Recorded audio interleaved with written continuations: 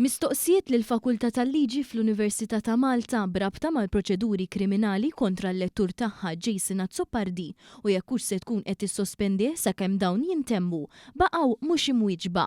One News bat mistoqsijiet diretti lid-dekan tal-Fakultà Dr. Ivan Mifsud l-erba' filgħodu wara li fil-bidu tal-ġimgħa l-eks deputat u avukat tal-Għaqda Repubblika tressaq il-qorti mixli b'disprezz lejn l-istess istituzzjoni wara li ġibet filmati kontra l-liġi u anke l-proċeduri li suppost jafhom sew. Azzopardi ġie mħarrek quddiem il-Maġistrat Monika Vella fejn ġie mixli li fit-2 ta' Diċembru ġibet filmat tal-Prim Ministru Robert Abela u tal-Ministru għall-Ġustizzja Jonathan Attard waqt li kienu fil-qorti biex imbagħad għaddih lill-midja tal-Partit Nazzjonalista biex jixxandar.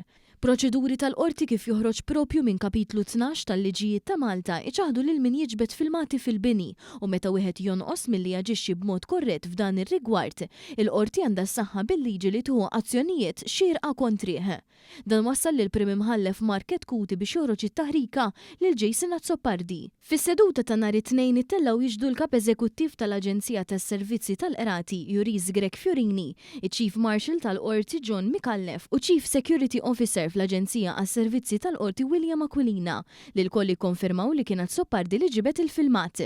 Għaldaqstant One News staqsa li dekan Dr. Mifsud jekk il-pożizzjoni tal-avukat Azzopardi għadix tenibbli bħala lettur tal-Università li għallem studenti li jixtiequ jkunu avukati futuri u jekk almenu u se jiġi sospiż bil-kariga sakemm jintemmu l-proċeduri. Minkejja dan, il-korrispondenza permezz ta' 3 emails separati milli jidher waqgħet fuq widnejn torox.